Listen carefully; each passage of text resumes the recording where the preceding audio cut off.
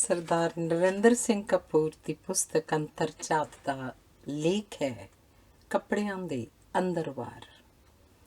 ਸਮੁੱਚੇ ਜੀਵ ਜੰਤੂ ਜਗਤ ਵਿੱਚ ਨੰਗੇ ਹੋਣ 'ਤੇ ਕੇਵਲ ਮਨੁੱਖ ਹੈ ਜਿਸ ਨੂੰ ਸ਼ਰਮ ਆਉਂਦੀ ਹੈ ਅਤੇ ਆਉਣੀ ਚਾਹੀਦੀ ਵੀ ਹੈ।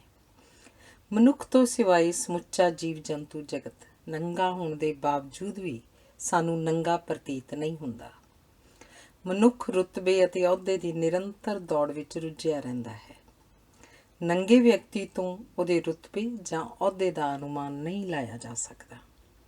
ਕੱਪੜੇ ਇਹ ਅਨੁਮਾਨ ਲਾਉਣ ਵਿੱਚ ਸਾਡੀ ਸਹਾਇਤਾ ਕਰਦੇ ਹਨ। ਸਾਰੀ ਕੁਦਰਤ ਵਿੱਚ ਕੇਵਲ ਮਨੁੱਖ ਨੂੰ ਆਪਣੇ ਸੋਹਣੇ ਹੋਣ ਦਾ ਭਰਮ ਤੇ ਆਪਣੇ ਕੋਝੇ ਹੋਣ ਦਾ ਤੌਖਲਾ ਹੁੰਦਾ ਹੈ। ਕੱਪੜੇ ਉਹਦੇ ਤੌਖਲੇ ਨੂੰ ਲੁਕਾਉਣ ਅਤੇ ਉਹਦੇ ਭਰਮ ਨੂੰ ਵਧਾਉਣ ਦਾ ਕਾਰਜ ਕਰਦੇ ਹਨ। ਮਨੁੱਖ ਕੋਲ ਜੇਕਰ ਕੁਝ ਆਪਣਾ ਹੈ ਤਾਂ ਉਹ ਉਹਦਾ ਕੇਵਲ ਸਰੀਰ ਹੈ, ਜਿਸ ਨੂੰ ਉਹ ਕੱਪੜਿਆਂ ਵਿੱਚ ਲੁਕਾਉਣ, ਪ੍ਰਗਟਾਉਣ ਅਤੇ ਸ਼ਿੰਗਾਰਨ ਵਿੱਚ ਜੀਵਨ ਭਰ ਰੁੱਝਿਆ ਰਹਿੰਦਾ ਹੈ। ਆਪਣੇ ਜਿਸਮ ਤੋਂ ਬਾਹਰ ਆ ਕੇ ਬੋਲਣਾ ਮਨ੍ਹਾ ਹੈ ਅਤੇ ਆਪਣੇ ਕੱਪੜਿਆਂ ਨੂੰ ਤਿਆਗ ਕੇ ਰਹਿਣ ਦੀ ਆਗਿਆ ਨਹੀਂ। ਸਮਾਜ ਸਾਨੂੰ ਕੱਪੜੇ ਪਹਿਨਣ ਲਈ ਪ੍ਰੇਰਦਾ ਹੈ। ਅਜੋਕਾ ਮਨੁੱਖ ਉਹਨਾਂ ਤੋਂ ਡਰਦਾ ਹੈ ਜਿਹੜੇ ਉਸ ਨੂੰ ਨੰਗਾ ਕਰ ਦੇਣ ਦੀ ਸਮਰੱਥਾ ਰੱਖਦੇ ਹਨ। ਕੱਜਣ ਦੀ ਸੱਭਿਅਤਾ ਤਨ ਤੱਕ ਸੀਮਤ ਹੈ, ਮਨ ਹਾਲੇ ਵੀ ਨੰਗਾ ਹੈ। ਝੂਠ ਨੂੰ ਕਈ ਪਰਦੇ ਪਾਉਣੇ ਪੈਂਦੇ ਹਨ, ਸੱਚ ਸਦਾ ਨੰਗਾ ਹੋ ਕੇ ਨੱਚਦਾ ਹੈ। ਕੱਪੜਿਆਂ ਅੰਦਰ ਅਸੀਂ ਸਾਰੇ ਨੰਗੇ ਹਾਂ। ਅਸੀਂ ਸਾਰੇ ਕੱਪੜਿਆਂ ਦੇ ਓਹਲੇ ਵਿੱਚ ਰਹਿੰਦੇ ਹਾਂ। ਸਾਡੇ ਤੇ ਦੂਜਿਆਂ ਵਿਚਕਾਰ ਕੱਪੜਿਆਂ ਦੀਆਂ ਕੰਧਾਂ ਹਨ।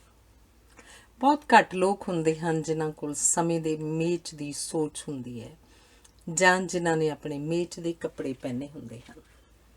ਕਾਲੇ ਕੱਪੜੇ 'ਤੇ ਕੋਈ ਰੰਗ ਨਹੀਂ ਚੜ੍ਹਦਾ, ਜਿਵੇਂ ਸਰਕਾਰ ਦੇ ਸਿਰ ਉੱਤੇ ਕੋਈ ਜੂੰ ਨਹੀਂ ਸਰਕਦੀ। ਜਿਵੇਂ ਛੱਤ ਦੀ ਢਲਾਣ ਮੀਂਹ ਕਣੀ ਦੇ ਅਨੁਸਾਰ ਹੁੰਦੀ ਹੈ, ਇਵੇਂ ਲਿਬਾਸ ਪੌਣ ਪਾਣੀ ਅਨੁਸਾਰ ਬਦਲਦਾ ਅਤੇ ਭਾਰਾ ਹਲਕਾ ਹੁੰਦਾ ਰਹਿੰਦਾ ਹੈ। ਸੂਰਜ ਸਾਡੇ ਪਹਿਰਾਵੇ ਨੂੰ ਨਿਰਧਾਰਿਤ ਕਰਦਾ ਹੈ। ਅਜਾਇਬ ਘਰਾਂ ਵਿੱਚ ਸ਼ਸਤਰ ਉਦੋਂ ਹੀ ਰੱਖੇ ਜਾਂਦੇ ਹਨ ਜਦੋਂ ਵਰਤਣ ਦੇ ਯੋਗ ਨਹੀਂ ਰਹਿੰਦੇ। ਇਵੇਂ ਪੇਟੀਆਂ ਵਿੱਚ ਜਾਂ ਪੜਛੱਤੀਆਂ ਉੱਤੇ ਉਹੀ ਕੱਪੜੇ ਰੱਖੇ ਜਾਂਦੇ ਹਨ ਜਿਹੜੇ ਅਸੀਂ ਕਦੇ ਵੀ ਵਰਤਣੇ ਨਹੀਂ ਹੁੰਦੇ, ਪਰ ਜਿਹੜੇ ਕਿਸੇ ਨੂੰ ਦੇਣ ਦੀ ਹਿੰਮਤ ਵੀ ਨਹੀਂ ਹੁੰਦੀ। ਜਿਹੜੇ ਕੱਪੜੇ ਸਾਨੂੰ ਪੂਰੇ ਨਹੀਂ ਆਉਂਦੇ ਉਹ ਬੜੇ ਹੰਢਣਸਾਰ ਹੁੰਦੇ ਹਨ। ਜਿਹੜੇ ਕੱਪੜੇ ਸਾਨੂੰ ਪੂਰੇ ਆਉਂਦੇ ਹਨ ਉਹਨਾਂ ਦਾ ਫੈਸ਼ਨ ਲੰਘ ਚੁੱਕਾ ਹੁੰਦਾ ਹੈ। ਅਕਸਰ ਵੇਖਿਆ ਗਿਆ ਕਿ ਸਾਡੇ ਕੋਲ ਦੋ ਪ੍ਰਕਾਰ ਦੇ ਕੱਪੜੇ ਹੁੰਦੇ ਹਨ। ਇੱਕ ਉਹ ਜਿਹੜੇ ਅਸੀਂ ਪਾਉਣੇ ਨਹੀਂ ਚਾਹੁੰਦੇ ਅਤੇ ਦੂਜੇ ਉਹ ਜਿਹੜੇ ਪਾਉਣ ਲਈ ਸਾਨੂੰ ਚਲੰਤ ਫੈਸ਼ਨ ਅਨੁਸਾਰ ਮਜਬੂਰ ਹੋਣਾ ਪੈਂਦਾ ਹੈ। ਅਕਸਰ ਇਹ ਵੀ ਵੇਖਿਆ ਗਿਆ ਕਿ ਆਪਣੇ ਕੱਪੜਿਆਂ ਵਿੱਚ ਅਸੀਂ ਲਗਭਗ 20% ਕੱਪੜੇ ਹੀ ਪਹਿਨਦੇ ਹਾਂ ਅਤੇ ਬਾਕੀ ਦੇ ਲਗਭਗ 80% ਕੱਪੜੇ ਸਾਂਭੇ ਹੀ ਜਾਂਦੇ ਹਨ। ਸਾਡੇ ਘਰਾਂ ਦੇ ਭਾਂਡਿਆਂ ਨਾਲ ਵੀ ਇਵੇਂ ਹੀ ਵਾਪਰਦਾ ਹੈ। ਲਾਇਬ੍ਰੇਰੀ ਵਿੱਚ ਵੀ ਲਗਭਗ 20% ਪੁਸਤਕਾਂ ਹੀ ਪੜ੍ਹੀਆਂ ਜਾਂਦੀਆਂ ਹਨ, ਬਾਕੀ ਸਾਂਭਣ ਦੇ ਕੰਮ ਆਉਂਦੀਆਂ ਹਨ। ਦਫ਼ਤਰਾਂ ਵਿੱਚ ਵੀ ਲਗਭਗ 20% ਲੋਕ ਕੰਮ ਕਰਦੇ ਹਨ, ਜਦੋਂ ਕਿ ਬਾਕੀ ਦੇ ਲਗਭਗ 80% ਕੰਮ ਤੋਂ ਬਚਣ ਲਈ ਅਤੇ ਕੰਮ ਨੂੰ ਟਾਲਣ ਲਈ ਭਰਪੂਰ ਮਿਹਨਤ ਕਰਦੇ ਹਨ। ਅੱਜ ਕੱਲ੍ਹ ਸੰਖੇਪ ਕੱਪੜੇ ਪਾਉਣ ਦਾ ਦੌਰ ਹੈ। ਕੱਪੜੇ ਨਿੱਤ ਦਿਨ ਹੋਰ ਸੰਖੇਪ ਹੁੰਦੇ ਜਾ ਰਹੇ ਹਨ। ਜਿਵੇਂ ਤੰਗ ਜੁੱਤੀ ਪਹਿਨਣ ਨਾਲੋਂ ਨੰਗੇ ਪੈਰ ਤੁਰਨਾ ਸੁਖਦਾਈ ਹੁੰਦਾ ਹੈ, ਉਵੇਂ ਹੀ ਅਜੋਕੇ ਯੁੱਗ ਵਿੱਚ ਤੰਗ ਕੱਪੜੇ ਪਹਿਨਣ ਨਾਲੋਂ ਨੰਗੇ ਹੋ ਕੇ ਨੱਚਣਾ ਵਧੇਰੇ ਸੁਖਦਾਈ ਕਸਰਤ ਬਣਦਾ ਜਾ ਰਿਹਾ ਹੈ। ਸਾਡਾ ਯੁੱਗ ਕੱਪੜੇ ਲਾਉਣ ਦਾ ਯੁੱਗ ਹੈ, ਪਰ ਕੱਪੜੇ ਖਰੀਦੇ ਵਧੇਰੇ ਜਾ ਰਹੇ ਹਨ।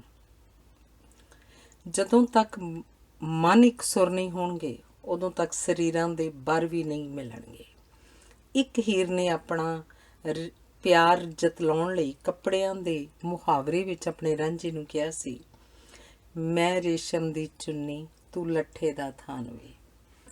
ਕਈਆਂ ਕੋਲ ਕੱਟ ਪੀਸ ਖਰੀਦਣ ਦੀ ਹੀ ਸਮਰੱਥਾ ਹੁੰਦੀ ਹੈ। ਕਈਆਂ ਨੂੰ ਸਲਵਾਰ ਦੇ ਨੇਫੇ ਲਈ ਕੋਈ ਹੋਰ ਕੱਪੜਾ ਖਰੀਦਣਾ ਪੈਂਦਾ ਹੈ। ਕਈਆਂ ਦੇ ਪਹੁੰਚੇ ਸਦਾ ਤੰਗ ਰਹਿੰਦੇ ਹਨ। ਕਈਆਂ ਨੂੰ ਬਟਨ ਲਾਉਣ ਵਾਲੀ ਜ਼ਿੰਦਗੀ ਭਰ ਨਹੀਂ ਲੱਭਦੀ ਅਤੇ ਕਈ ਇਸਤਰੀਆਂ ਨੂੰ ਉਹ ਨਹੀਂ ਲੱਭਦਾ ਜਿਹਦੇ ਸਾਹਮਣੇ ਨਵਾਂ ਸੂਟ ਪਾ ਕੇ ਉਹ ਪੁੱਛ ਸਕਣ, ਕਿਉਂ ਜੀ ਮੈਂ ਮਹਾਰਾਣੀ ਲੱਗਦੀ ਹਾਂ ਕਿ ਨਹੀਂ। ਕਈਆਂ ਦੀ ਅਕਲ ਦੀਆਂ ਸਿਉਣਾ ਉਧੜੀਆਂ ਹੀ ਰਹਿੰਦੀਆਂ ਹਨ।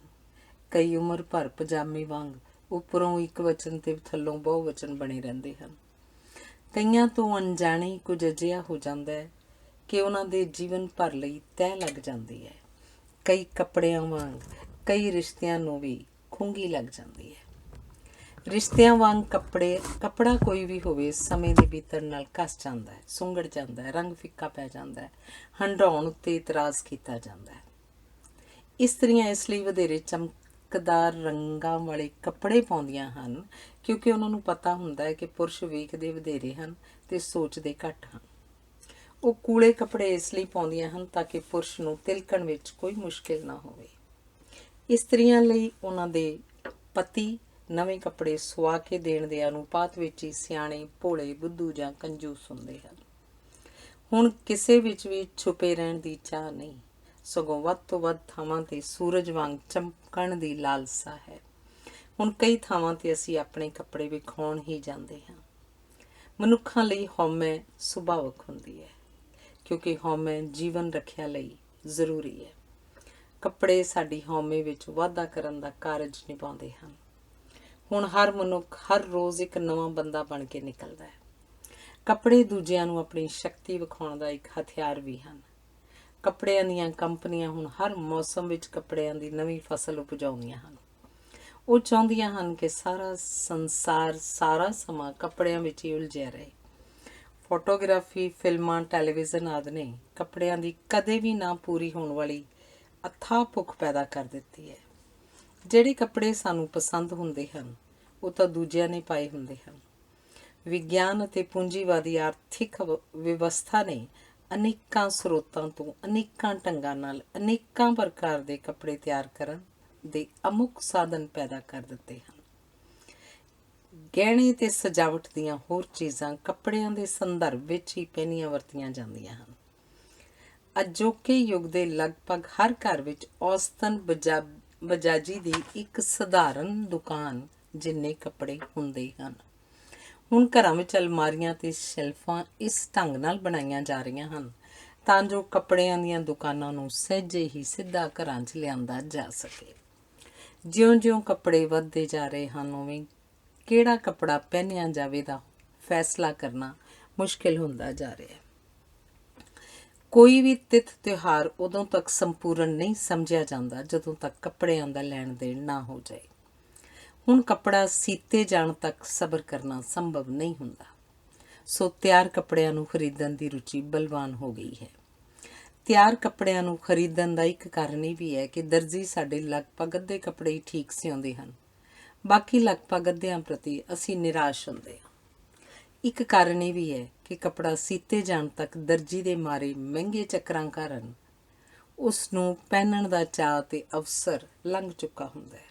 ਇਹ ਵੀ ਕਾਰਨ ਹੈ ਕਿ ਦਰਜੀ ਨੂੰ ਜੋ ਮਰਜ਼ੀ ਸਮਝਾਓ, ਕੱਪੜੇ ਨੂੰ ਤੁਹਾਡੀ ਲੋੜ ਅਨੁਸਾਰ ਨਹੀਂ ਸਗੋਂ ਉਵੇਂ ਹੀ ਸੀਏਗਾ ਜਿਵੇਂ ਉਹਨੂੰ ਸੀਣਾ ਆਉਂਦਾ ਹੈ। ਇਹ ਵੀ ਵੇਖਿਆ ਗਿਆ ਹੈ ਕਿ ਦਰਜੀ ਦੇ ਸੀਤੇ ਕੱਪੜੇ ਸਾਡੀ ਉਮਰ ਵਿੱਚ ਕੁਝ ਸਾਲ ਜੋੜ ਦਿੰਦੇ ਹਨ, ਜਦਕਿ ਤਿਆਰ ਕੱਪੜੇ ਪਹਿਨਣ ਨਾਲ ਅਸੀਂ ਆਪਣੀ ਉਮਰ ਤੋਂ ਕੁਝ ਸਾਲ ਘੱਟ ਦੇ ਅਤੇ ਚੁਸਤ ਪ੍ਰਤੀਤ ਹੁੰਦੇ ਹਾਂ। ਅਸੀਂ ਆਪਣੀ ਪ੍ਰਸੰਨਤਾ ਅਤੇ ਦੁੱਖ ਵੀ ਕੱਪੜਿਆਂ ਨਾਲ ਪ੍ਰਗਟਾਉਂਦੇ ਹਾਂ। ਵਿਆਹ ਵਿੱਚ ਇਸਤਰੀਆਂ ਚਮਕੀਲੇ ਕੱਪੜੇ ਪਾਉਣ ਕਾਰਨ ਸਧਾਰਨ ਨਕਸ਼ਾ ਨੈਣਾ ਦੇ ਬਾਵਜੂਦ ਸੋਹਣੀਆਂ ਲੱਗਦੀਆਂ ਹਨ, ਜਦੋਂ ਕਿ ਕਿਸੇ ਦੇ ਮਰਨ ਉਪਰੰਤ ਭੋਗ ਉੱਤੇ ਕਰੀਮ ਰੰਗੇ ਜਾਂ ਚਿੱਟੇ ਕੱਪੜੇ ਪਾਉਣ ਕਾਰਨ ਉਹ ਸੋਹਣੀਆਂ ਹੋਣ ਦੇ ਬਾਵਜੂਦ ਸਮੇਂ ਦੀ ਲੋੜ ਅਨੁਸਾਰ ਸਾਦੀਆਂ ਅਤੇ ਸਧਾਰਨ ਲੱਗਦੀਆਂ ਹਨ। ਜਿਨ੍ਹਾਂ ਨੂੰ ਆਪਣੇ ਆਪ 'ਤੇ ਭਰੋਸਾ ਨਹੀਂ ਹੁੰਦਾ ਜਾਂ ਜਿਹੜੇ ਆਪਣੇ ਭੇਤ ਨੂੰ ਛੁਪਾਉਣਾ ਚਾਹੁੰਦੇ ਹਨ ਉਹ ਵਧੇਰੇ ਕੱਪੜੇ ਪਹਿਨਦੇ ਹਨ। ਜਿਨ੍ਹਾਂ ਵਿੱਚ ਆਤਮ ਵਿਸ਼ਵਾਸ ਹੁੰਦਾ ਹੈ ਉਹਨਾਂ ਨੂੰ ਨਾ ਬਹੁਤੇ ਕੱਪੜੇ ਚੁੱਕਣ ਦੀ ਲੋੜ ਪੈਂਦੀ ਹੈ ਨਾ ਪਹਿਨਣ ਦੀ ਲੋੜ ਪੈਂਦੀ ਹੈ। ਪ੍ਰਸਿੱਧ ਵਿਅਕਤੀ ਸਧਾਰਨ ਕੱਪੜਿਆਂ ਵਿੱਚ ਵਧੇਰੇ ਪ੍ਰਭਾਵਸ਼ਾਲੀ ਲੱਗਦੇ ਹਨ। ਜਦੋਂ ਕੋਈ ਵਿਅਕਤੀ ਪ੍ਰਸੰਨ ਹੋਵੇ ਉਹਨੂੰ ਸਾਰੇ ਕੱਪੜੇ ਫੱਬਦੇ ਹਨ। ਚਿਹਰੇ ਦੀ ਮੁਸਕਰਾਹਟ ਸਾਦੇ ਕੱਪੜਿਆਂ ਨੂੰ ਵੀ ਪ੍ਰਭਾਵਸ਼ਾਲੀ ਬਣਾ ਦਿੰਦੀ ਹੈ। ਅਸੀਂ ਕਿਸੇ ਵਿਅਕਤੀ ਦੇ ਕੱਪੜਿਆਂ ਵੱਲ ਉਦੋਂ ਤੱਕ ਧਿਆਨ ਦਿੰਦੇ ਹਾਂ ਜਦ ਤੱਕ ਉਹ ਬੋਲਦਾ ਨਹੀਂ। ਉਹਦੇ ਬੋਲਣ ਉਪਰੰਤ ਅਸੀਂ ਉਹਦੀ ਲਿਆਕਤ ਨੂੰ ਨਾਪਦੇ ਤੋਲਦੇ ਹਾਂ। ਜਿੱਥੇ ਹਰ ਕੋਈ ਬੋਲ ਰਿਹਾ ਹੋਵੇ ਉੱਥੇ ਚੁੱਪ ਵਿਅਕਤੀ ਵੱਲ ਧਿਆਨ ਦਿੱਤਾ ਜਾਏਗਾ। ਜਿੱਥੇ ਸਾਰਿਆਂ ਨੇ ਹੀ ਰੇਸ਼ਮ ਪਾਇਆ ਹੋਵੇ ਉੱਥੇ ਖਾਦੀ ਦੇ ਕੱਪੜੇ ਪਾਉਣ ਵਾਲੇ ਦੀ ਪ੍ਰਸ਼ੰਸਾ ਹੋਏਗੀ। ਬਹੁਤ ਮਹਿੰਗੇ ਕੱਪੜੇ ਪਾਉਣ ਵਾਲੇ ਵੀ ਪ੍ਰਸ਼ੰਸਾ ਸਾਦੇ ਕੱਪੜਿਆਂ ਦੀ ਹੀ ਕਰਦੇ ਹਨ। ਸਾਡਾ ਹਰ ਕੱਪੜਾ ਕਿਸੇ ਨਾ ਕਿਸੇ ਰੰਗ ਨੂੰ ਪ੍ਰਗਟਾਉਂਦਾ ਹੈ। ਨੀਲਾ ਅਤੇ ਹਰਾ ਠੰਡੇ ਰੰਗ ਹਨ, ਜਦੋਂ ਕਿ ਲਾਲ ਨਿੱਘਾ ਰੰਗ ਹੈ। ਸਰਦੀਆਂ ਤੇ ਗਰਮੀਆਂ ਵਿੱਚ ਵੱਖਰੇ ਰੰਗ ਹੀ ਨਹੀਂ, ਕੱਪੜਿਆਂ ਦੀ ਬਣਤਰ ਵੀ ਵੱਖਰੀ ਵੱਖਰੀ ਹੁੰਦੀ ਹੈ। ਕੱਪੜੇ ਮੌਸਮ ਅਨੁਸਾਰ ਹੀ ਨਹੀਂ, ਸਾਡੀ ਮਾਨਸਿਕ ਸਥਿਤੀ ਅਨੁਸਾਰ ਵੀ ਪਹਿਨੇ ਜਾਂਦੇ ਹਨ। ਜਿਹੜੇ ਝਟਪਟ ਨਵੇਂ ਫੈਸ਼ਨ ਨੂੰ ਅਪਣਾ ਲੈਂਦੇ ਹਨ, ਉਹ ਡੂੰਘੀ ਸੋਚ ਦੇ ਮਾਲਕ ਨਹੀਂ ਹੁੰਦੇ।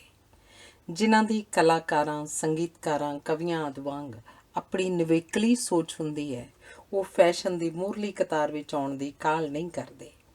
ਉਹ ਥੋੜ੍ਹਾ ਜਿਹਾ ਪਿੱਛੇ ਰਹਿੰਦੇ ਹਨ। ਸਮਾਜ ਦੇ ਵਧੇਰੇ ਅਮੀਰ ਲੋਕ ਸਦਾ ਪਰੰਪਰਾਗਤ ਕੱਪੜੇ ਪਹਿਨਦੇ ਹਨ, ਕਿਉਂਕਿ ਉਹਨਾਂ ਤੋਂ ਉੱਪਰ ਕੋਈ ਹੋਰ ਹੁੰਦਾ ਹੀ ਨਹੀਂ ਜਿਸ ਨੂੰ ਉਹਨਾਂ ਨੇ ਆਪਣੇ ਕੱਪੜੇ ਵਿਖਾਉਣੇ ਹੋਣ। ਜਵਾਨੀ ਵਿੱਚ ਸਾਰੇ ਕੱਪੜੇ ਫੱਬਦੇ ਹਨ, ਕਿਉਂਕਿ ਜਵਾਨੀ ਸਾਰੇ ਕੱਪੜਿਆਂ ਨੂੰ ਫੱਬਵੇਂ ਬਣਾ ਦਿੰਦੀ ਹੈ। ਸਕੂਲਾਂ, ਹਸਪਤਾਲਾਂ, ਪੁਲਿਸ ਤੇ ਫੌਜ ਲਈ ਵਰਦੀ ਇਸ ਲਈ ਪਹਿਨੀ ਜਾਂਦੀ ਹੈ ਤਾਂ ਜੋ ਏਕੇ ਜਾਂ ਜਥੇਬੰਦੀ ਦਾ ਪ੍ਰਭਾਵ ਉਸਾਰਿਆ ਜਾ ਸਕੇ। ਵਰਦੀ ਸਾਨੂੰ ਮਾੜਾ ਵਿਹਾਰ ਕਰਨ ਤੋਂ ਰੋਕਦੀ ਹੈ ਤੇ ਸਾਡਾ ਰੋਹਬ ਵਧਾਉਂਦੀ ਹੈ। ਵਰਦੀ ਸਾਡਾ ਵਿਹਾਰ ਨਿਰਧਾਰਿਤ ਕਰਦੀ ਹੈ। ਇਸ ਨਾਲ ਸਾਡੇ ਸਮੇਂ ਦੀ ਬੱਚਤ ਹੁੰਦੀ ਹੈ। ਸਾਨੂੰ ਕੱਪੜੇ ਪਹਿਨਣ ਸਮੇਂ ਕੱਪੜਿਆਂ ਦੀ ਚੋਣ ਕਰਨ ਵਿੱਚ ਸਮਾਂ ਵਿਅਰਥ ਨਹੀਂ ਗੁਆਉਣਾ ਪੈਂਦਾ। ਇਵੇਂ ਹੀ ਸਾਡੇ ਨਾਲ ਕੰਮ ਪੈਣ ਵਾਲੇ ਲੋਕਾਂ ਦਾ ਸਾਡੇ ਕੱਪੜਿਆਂ ਵੱਲ ਧਿਆਨ ਨਹੀਂ ਜਾਂਦਾ। ਜਦੋਂ ਅਸੀਂ ਗੂੜ੍ਹੇ ਰੰਗਾਂ ਦੇ ਕੱਪੜੇ ਪਹਿਨਦੇ ਹਾਂ ਤਾਂ ਸਾਡੇ ਕੱਪੜੇ ਪਹਿਲਾਂ ਵੇਖੇ ਜਾਂਦੇ ਹਨ ਤੇ ਅਸੀਂ ਮਗਰੋਂ ਵਿਖਾਈ ਦਿੰਦੇ ਹਾਂ। ਹਲਕੇ ਰੰਗਾਂ ਵਾਲੇ ਕੱਪੜਿਆਂ ਵਾਲੇ ਵਿਅਕਤੀ ਦੇ ਚਿਹਰੇ ਨੂੰ ਪਹਿਲਾਂ ਵੇਖਿਆ ਜਾਂਦਾ ਹੈ ਤੇ ਕੱਪੜਿਆਂ ਵੱਲ ਧਿਆਨ ਮਗਰੋਂ ਜਾਂਦਾ ਹੈ। ਪਹਿਲਾਂ ਕੱਪੜੇ ਪਾਏ ਜਾਂਦੇ ਸਨ ਦੂਜਿਆਂ ਤੋਂ ਪ੍ਰਸ਼ੰਸਾ ਪ੍ਰਾਪਤ ਕਰਨ ਲਈ। ਫਿਰ ਪਹਿਨਣ ਦੇ ਪਿੱਛੇ ਭਾਵਨਾ ਦੂਜਿਆਂ ਨੂੰ ਹੈਰਾਨ ਕਰਨ ਦੀ ਸੀ। ਅੱਜ ਕੱਲ੍ਹ ਕੱਪੜੇ ਇਸ ਉਦੇਸ਼ ਨਾਲ ਪਹਿਨੇ ਜਾਂਦੇ ਹਨ ਤਾਂ ਕਿ ਵੇਖਣ ਵਾਲਿਆਂ ਨੂੰ ਸਦਮਾ ਪਹੁੰਚੇ ਜਾਂ ਝਟਕਾ ਲੱਗੇ। ਜਵਾਨ ਪੁਰਸ਼ ਇਸਤਰੀਆਂ ਦਾ ਜੀਵਨ ਪਹਿਲੇ ਨਾਲੋਂ ਹੁਣ ਵਧੇਰੇ ਸੁਤੰਤਰ ਤੇ ਵਧੇਰੇ ਬੇਮੁਹਾਰ ਹੈ। ਹੁਣ ਵਧੇਰੇ ਕੱਪੜੇ ਪਹਿਨਣ ਤੇ ਮੇਲ ਗੇਲ ਦੇ ਅਵਸਰ ਵਧੇਰੇ ਹਨ। ਹੁਣ ਗਲਤ ਫੈਸਲੇ ਕਰਨ ਦੇ ਅਵਸਰ ਵੀ ਵੱਧ ਗਏ ਹਨ। ਹੁਣ ਸਹੇਲੀਆਂ ਤੇ ਦੋਸਤ ਉਹ ਬਣਾਏ ਜਾਂਦੇ ਹਨ ਜਿਨ੍ਹਾਂ ਦੇ ਕੱਪੜਿਆਂ ਦਾ ਮੇਚਾ ਇੱਕੋ ਜਿਹਾ ਹੋਵੇ। ਅਜੋਕੇ ਯੁੱਗ ਵਿੱਚ ਕੱਪੜਿਆਂ ਵਾਂਗ ਰਿਸ਼ਤੇ ਵੀ ਵੰਨ ਸੁਵੰਨੇ ਹੋ ਗਏ ਹਨ, ਜਿਹੜੇ ਫੈਸ਼ਨ ਵਾਂਗ ਬਦਲ ਜਾਂਦੇ ਹਨ। ਹਰ ਨਵਾਂ ਫੈਸ਼ਨ ਹਰ ਨਵੇਂ ਰਿਵਾਜ਼ ਜਾਂ ਧਰਮ ਵਾਂਗ ਪਹਿਲੇ ਦੇ ਪ੍ਰਤੀਕਰਮ ਵਿੱਚੋਂ ਉਪਜਦਾ ਹੈ। ਪਹਿਲਾਂ ਇਸਤਰੀ ਨੂੰ ਉਮਰ ਤੋਂ ਥੱਲੇ ਤੱਕ ਵਧੇਰੇ ਤੋਂ ਵਧੇਰੇ ਕੱਪੜਿਆਂ ਵਿੱਚ ਲੁਕਾਇਆ ਗਿਆ ਸੀ।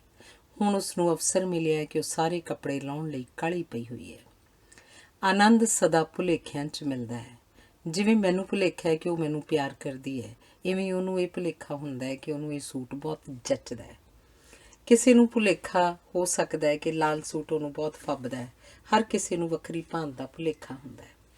ਮਨੁੱਖ ਦੀ ਸਭ ਤੋਂ ਵਧੇਰੇ ਚਿੰਤਾ ਉਸਦੀ ਆਪਣੀ ਮੈਂ ਬਾਰੇ ਹੁੰਦੀ ਹੈ। ਕੱਪੜੇ ਇਸ ਮੈਂ ਦੇ ਆਲੇ ਦੁਆਲੇ ਲਪੇਟੇ ਜਾਂਦੇ ਹਨ। ਇਸ ਮੈਂ ਨੂੰ ਸ਼ਾਂਤ ਕਰਨਾ ਮੁਸ਼ਕਿਲ ਹੁੰਦਾ ਜਾ ਰਿਹਾ ਹੈ। ਕਈਆਂ ਦੇ ਕੱਪੜੇ ਉਹਨਾਂ ਦੀ ਸ਼ਖਸੀਅਤ ਉੱਤੇ ਭਾਰੂ ਹੁੰਦੇ ਹਨ। ਉਂਝ ਤਾਂ ਸਾਡਾ ਸਰੀਰ ਵਧੇਰੇ ਕਰਕੇ ਕੱਜਿਆ ਹੁੰਦਾ ਹੈ, ਪਰ ਸਾਡੇ ਸਰੀਰ ਦਾ ਸਭ ਤੋਂ ਵਧੇਰੇ ਪ੍ਰਭਾਵਸ਼ਾਲੀ ਭਾਗ ਸਾਡਾ ਮੂੰਹ ਨੰਗਾ ਹੀ ਹੁੰਦਾ ਹੈ। ਜੇ ਸਰੀਰਕ ਸੁੰਦਰਤਾ ਦੇ ਪੱਖੋਂ ਨਾ ਵੇਖਿਆ ਜਾਏ ਤੇ ਸਾਡੇ ਪੈਰ ਸਾਡੇ ਚਿਹਰੇ ਨਾਲੋਂ ਵੀ ਵੱਧ ਮਹੱਤਵਪੂਰਨ ਹੁੰਦੇ ਹਨ ਅਤੇ ਚਿਹਰੇ ਨਾਲੋਂ ਵੱਧ ਸੰਭਾਲ ਕੇ ਰੱਖਣੇ ਚਾਹੀਦੇ ਹਨ। ਪਰ ਇਹ ਤਾਂ ਹੀ ਸੰਭਵ ਹੋਏਗਾ ਜੇ ਮਨੁੱਖ ਵਿੱਚ ਤਰਕਸ਼ੀਲ ਢੰਗ ਨਾਲ ਸੋਚਣ ਦੀ ਯੋਗਤਾ ਹੋਵੇ। ਕੱਪੜਿਆਂ ਦੇ ਪੱਖੋਂ ਅਜੋਕੇ ਯੁੱਗ ਵਿੱਚ ਸਾਦਾ ਤੇ ਸਧਾਰਨ ਹੋਣਾ ਲਗਭਗ ਅਸੰਭਵ ਹੋ ਗਿਆ ਹੈ। ਮਹਿੰਗੇ ਕੱਪੜਿਆਂ ਨਾਲ ਆਪਣਾ ਹਮਦਰਦੀ ਤੇ ਸਨੇਹ ਨਹੀਂ ਉਪਜਾਇਆ ਜਾ ਸਕਦਾ। ਕੱਪੜਿਆਂ ਵਿੱਚ ਵੀ ਪੁੰਨ ਪਾਪ, ਨੈਤਿਕਤਾ, ਸਤਿਕਾਰ, ਸਾੜਾ, ਈਰਖਾ, ਅਪਮਾਨ ਆਦਿ ਦੀ ਭਾਵਨਾ ਹੁੰਦੀ ਹੈ। ਅਸੀਂ ਆਪਣੇ ਕੱਪੜਿਆਂ ਰਾਹੀਂ ਪਛਾਣੇ ਤੇ ਜਾਣੇ ਜਾਣਾ ਚਾਹੁੰਦੇ ਹਾਂ। ਇਸੇ ਲਈ ਅਸੀਂ ਦੂਜਿਆਂ ਨੂੰ ਵੀ ਉਹਨਾਂ ਦੇ ਕੱਪੜਿਆਂ ਤੋਂ ਹੀ ਮਾਪਦੇ ਤੋਲਦੇ ਹਾਂ। ਸਾਡੇ ਦੇਸ਼ ਵਿੱਚ ਖਾਦੀ ਦਾ ਕੱਪੜਾ ਸਾਦੇ, ਤਿਆਗੀ ਤੇ ਪਵਿੱਤਰ ਪਹਿਰਾਵੇ ਵਜੋਂ ਮੰਨਿਆ ਜਾਂਦਾ ਸੀ, ਪਰ ਰਾਜਸੀ ਤੇ ਭ੍ਰਿਸ਼ਟ ਲੋਕਾਂ ਵੱਲੋਂ ਖਾਦੀ ਅਪਣਾ ਲਏ ਜਾਣ ਕਾਰਨ ਇਹ ਪਹਿਰਾਵਾ ਬਦਨਾਮ ਹੋ ਗਿਆ। ਜਿੱਥੇ ਮੁਨਾਫੇ ਉੱਤੇ ਕੋਈ ਰੋਕ ਨਹੀਂ ਹੁੰਦੀ, ਉੱਥੇ ਕਾਨੂੰਨ ਬੇਵੱਸ ਹੁੰਦੇ ਹਨ। ਜਿਸ ਸਮਾਜ ਵਿੱਚ ਨੈਤਿਕਤਾ ਕਮਜ਼ੋਰ ਹੁੰਦੀ ਹੈ, ਉੱਥੇ ਇਮਾਨਦਾਰਾਂ ਤੇ ਭਲੇ ਮਾਨਸਾਂ ਦੀ ਕੋਈ ਕਦਰ ਨਹੀਂ ਹੁੰਦੀ। ਜਿਸ ਸਮਾਜ ਵਿੱਚ ਕੱਪੜਿਆਂ ਸੰਬੰਧੀ ਕੋਈ ਨੇਮ ਨਹੀਂ ਹੁੰਦੇ, ਉੱਥੇ ਬਹੁਤ ਸਾਰਾ ਸਮਾਂ ਵਿਅਰਥ ਗੁਆਚ ਜਾਂਦਾ ਹੈ।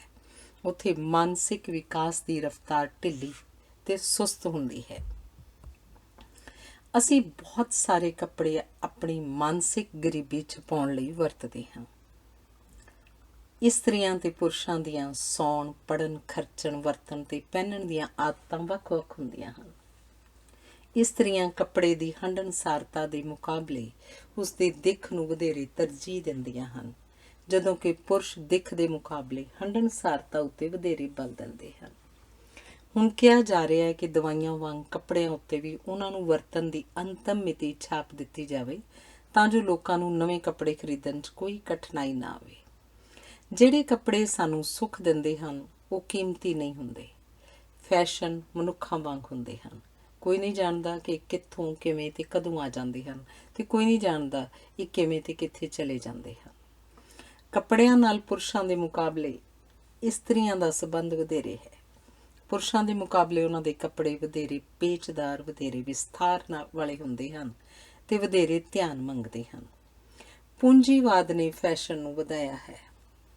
ਇਸ ਪਿੱਛੇ ਨਿਰੋਲ ਵਪਾਰਕ ਦ੍ਰਿਸ਼ਟੀ ਕਾਰਜਸ਼ੀਲ ਹੈ। ਇਸੇ ਲਈ ਕਿਸੇ ਫੈਸ਼ਨ ਨੂੰ ਲੰਮੇ ਸਮੇਂ ਤੱਕ ਟਿਕਾਇਆ ਨਹੀਂ ਜਾਂਦਾ। ਜਦੋਂ ਮਨੁੱਖ ਦੀਆਂ ਬੁਨਿਆਦੀ ਭੁੱਖਾਂ ਸ਼ਾਂਤ ਹੋ ਜਾਣ ਤਾਂ ਉਸ ਵਿੱਚ ਸਵਾਦ ਦੀਆਂ ਭੁੱਖਾਂ ਜਾਗ ਪੈਂਦੀਆਂ ਹਨ। ਖੇਤਾਂ ਖੇਤਾਨਾਂ ਵਿੱਚ ਕੰਮ ਕਰਨ ਵਾਲਿਆਂ ਨੇ ਆਪਣਾ ਕੇਵਲ ਲੱਕ ਢਕਿਆ ਹੁੰਦਾ ਹੈ। ਜਦੋਂ ਹੋਰਾਂ ਨਾਲ ਰਲ ਕੇ ਪਰਿਵਾਰ ਜਾਂ ਕਬੀਲੇ 'ਚ ਰਹਿੰਦੇ ਹਨ ਤਾਂ ਉਹਨਾਂ ਨੂੰ ਬਾਕੀ ਦਾ ਸਰੀਰ ਵੀ ਢਕਣਾ ਪੈਂਦਾ ਹੈ। ਜਦੋਂ ਲੋਕ ਇੱਕ ਧਰਮ, ਕੌਮ ਜਾਂ ਸਮਾਜ ਦਾ ਰੂਪ ਧਾਰ ਲੈਂਦੇ ਹਨ ਤਾਂ ਉਹ ਸਾਂਝੀ ਪਛਾਣ ਲਈ ਲਿਬਾਸ ਪਹਿਨਦੇ ਹਨ। ਗਰਮ ਪੌਣ ਪਾਣੀ, ਠੰਡਾ ਪੌਣ ਪਾਣੀ ਜਾਂ ਸਮੁੰਦਰ ਦੇ ਕੰਢੇ ਸਮਤਲ ਪੌਣ ਪਾਣੀ ਜਨ ਸਮੂਹ ਦੇ ਕੌਮੀ ਜਾਂ ਸਮਾਜਿਕ ਲਿਬਾਸ ਨੂੰ ਨਿਰਧਾਰਿਤ ਕਰਦਾ ਹੈ। ਕੱਪੜੇ ਪਹਿਨੇ ਭਾਵੇਂ ਸਰੀਰ 'ਤੇ ਜਾਂਦੇ ਹਨ, ਪਰ ਉਹਨਾਂ ਨੂੰ ਪਹਿਨਣ ਦੀ ਤਸੱਲੀ ਮਨ ਨੂੰ ਮਿਲਦੀ ਹੈ। ਕਿਸੇ ਵੀ ਸਮਾਜ ਦਾ ਆਹਾਰ, ਵਸੇਬਾ ਤੇ ਪਹਿਰਾਵਾ ਉਸ ਸਮਾਜ ਦੀ ਨਿਵੇਕਲੀ ਸੋਚ, ਭੂਗੋਲਕ ਤੇ ਇਤਿਹਾਸਿਕ ਕਾਰਨਾਂ ਆਦਿ ਉੱਤੇ ਉਸਰਿਆ ਹੁੰਦਾ ਹੈ। ਕੋਈ ਕੱਪੜਾ ਜਿਸ ਵਰਗ ਲਈ ਬਣਾਇਆ ਜਾਂਦਾ ਹੈ, ਉਸ ਕੱਪੜੇ ਦਾ ਮੁੱਲ ਉਸ ਕੱਪੜੇ ਦੀ ਲਾਗਤ ਅਨੁਸਾਰ ਨਹੀਂ, ਉਸ ਵਰਗ ਦੀ ਕੱਪੜਾ ਖਰੀਦਣ ਦੀ ਸਮਰੱਥਾ ਅਨੁਸਾਰ ਨਿਰਧਾਰਿਤ ਕੀਤਾ ਜਾਂਦਾ ਹੈ। ਜਦੋਂ ਰਿਸ਼ਤਿਆਂ ਵਿੱਚ ਨਿੱਘ ਨਾ ਰਹੇ, ਜਦੋਂ ਬੰਦੇ ਧੋਖੇਬਾਜ਼ ਹੋ ਜਾਣ, ਤਾਂ ਤਸੱਲੀ ਵਸਤਾਂ ਤੇ ਵਿਸ਼ੇਸ਼ ਕਰਕੇ ਕੱਪੜਿਆਂ ਵਿੱਚੋਂ ਲੱਭਣ ਦਾ ਉਪਰਾਲਾ ਕੀਤਾ ਜਾਂਦਾ ਹੈ। ਜਦੋਂ ਜਜ਼ਬੇ ਠੰਡੇ ਹੋ ਜਾਣ ਤਾਂ ਉਹਨਾਂ ਨੂੰ ਭੜਕੀਲੇ ਫੈਸ਼ਨਦਾਰ ਕੱਪੜਿਆਂ ਨਾਲ ਗਰਮਾਉਣ ਦਾ ਯਤਨ ਕੀਤਾ ਜਾਂਦਾ ਹੈ। ਫੈਸ਼ਨ ਰਾਹੀਂ ਪਰਿਵਰਤਨ ਦਾ ਭੁਲੇਖਾ ਸਿਰਜਿਆ ਜਾਂਦਾ ਹੈ। ਫੈਸ਼ਨ ਰਾਹੀਂ ਵਿਕਾਸ ਦਾ ਭਰਮ ਉਪਜਾਇਆ ਜਾਂਦਾ ਹੈ। ਫੈਸ਼ਨ ਰਾਹੀਂ ਮਨੁੱਖ ਨੂੰ ਹੋਰ ਨੀਵਾਂ ਕੀਤਾ ਜਾਂਦਾ ਹੈ, ਉਸ ਨੂੰ ਇੱਕ ਵਸਤ ਬਣਾਇਆ ਜਾਂਦਾ ਹੈ। ਜਦੋਂ ਮਨੁੱਖ ਦੇ ਅੰਦਰ ਚਾਨਣਾ ਹੋਏਗਾ ਤਾਂ ਉਸ ਵੇਲੇ ਮਹਾਵੀਰ ਤੇ ਬੁੱਧ ਵਾਂਗ ਉਸ ਦੀ ਸੋਚ ਕੱਪੜਿਆਂ ਤੋਂ ਉੱਚੀ ਉੱਠ ਜਾਏਗੀ। ਹਰ ਮਨੁੱਖ ਗੁੰਝਲਦਾਰ ਕੱਪੜਿਆਂ ਵਿੱਚੋਂ ਲੰਘਦਾ ਹੋਇਆ ਅੰਤ ਨੂੰ ਸਾਦੇ ਕੱਪੜਿਆਂ ਲਈ ਤਾਂਘੇਗਾ। ਜਿਨ੍ਹਾਂ ਦੇ ਅੰਦਰ ਸੂਰਜ ਹੈ, ਉਹਨਾਂ ਨੂੰ ਕਿਸੇ ਓਲੇ ਦੀ ਲੋੜ ਨਹੀਂ ਹੁੰਦੀ। ਜਿਨ੍ਹਾਂ ਦੇ ਅੰਗਾਂ ਵਿੱਚ, ਨੈਣ ਨਕਸ਼ਾਂ ਵਿੱਚ ਰੌਣਕ ਹੁੰਦੀ ਹੈ, ਉਹਨਾਂ ਨੂੰ ਮਹਿੰਗੇ ਕੱਪੜਿਆਂ ਦੇ ਜੰਤਰ ਮੰਤਰ ਦੀ ਲੋੜ ਨਹੀਂ ਪੈਂਦੀ। ਧੰਨਵਾਦ।